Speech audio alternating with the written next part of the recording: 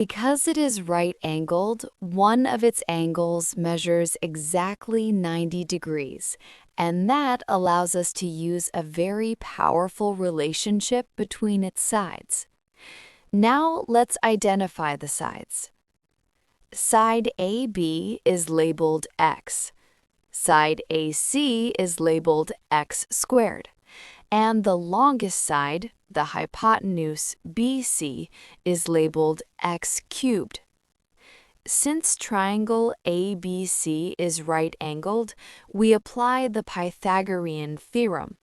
This theorem tells us that the square of the hypotenuse equals the sum of the squares of the other two sides. So in our triangle, that means BC squared equals AB squared plus AC squared. Now we substitute the expressions from the diagram. BC is x cubed, so BC squared becomes the quantity x cubed squared. AB is x, so AB squared becomes x squared. AC is x squared, so AC squared becomes the quantity x squared squared. So the equation becomes x cubed squared equals x squared plus x squared squared. Next, let's simplify the exponents.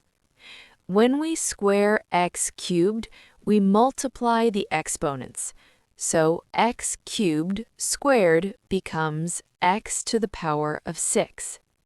On the right side, x squared stays as it is, and x squared squared becomes x to the power of 4.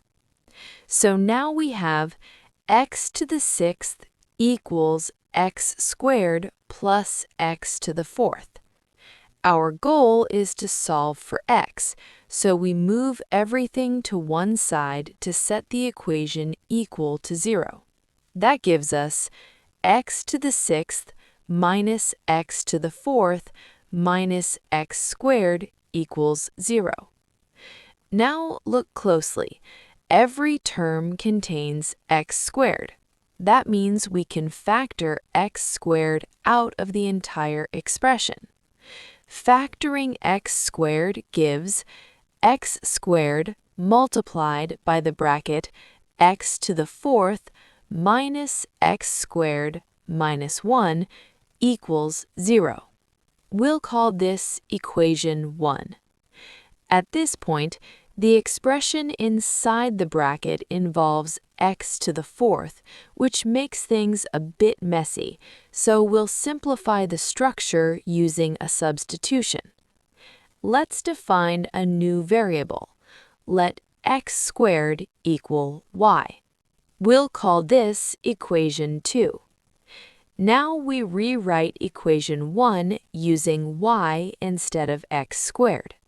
The x squared outside becomes y. Inside the bracket, x to the 4th becomes y squared.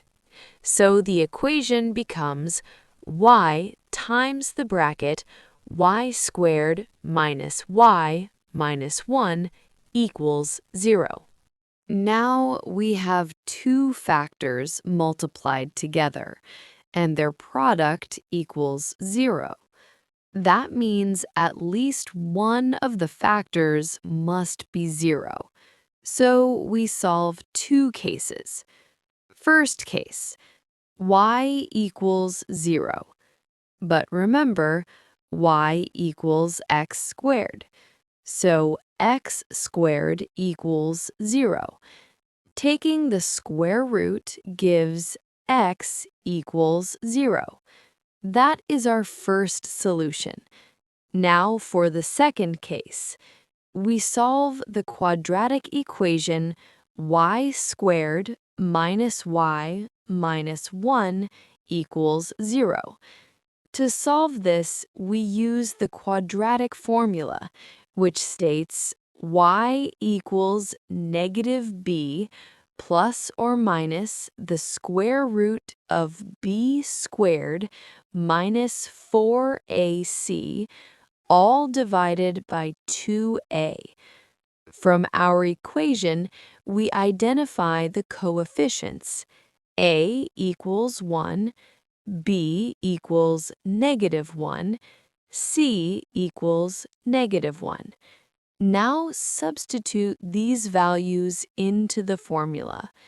Y equals negative of -1 plus or minus the square root of -1 squared minus 4 times 1 times -1, all divided by 2 times 1.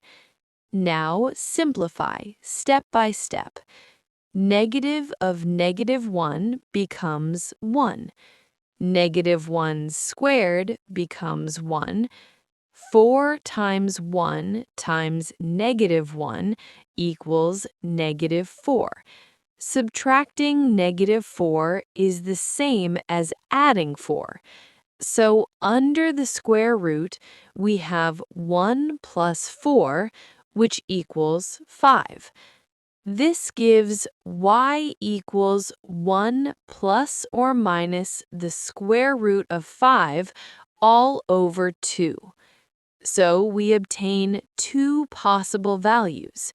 Y equals 1 plus root 5 divided by 2, and y equals 1 minus root 5 divided by 2.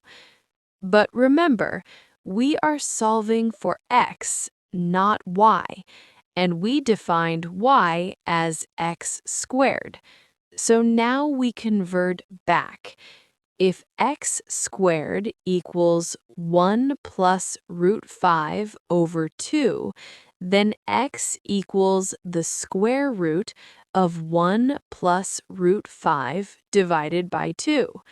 Similarly, if x squared equals 1 minus root 5 over 2, then x equals the square root of 1 minus root 5 divided by 2.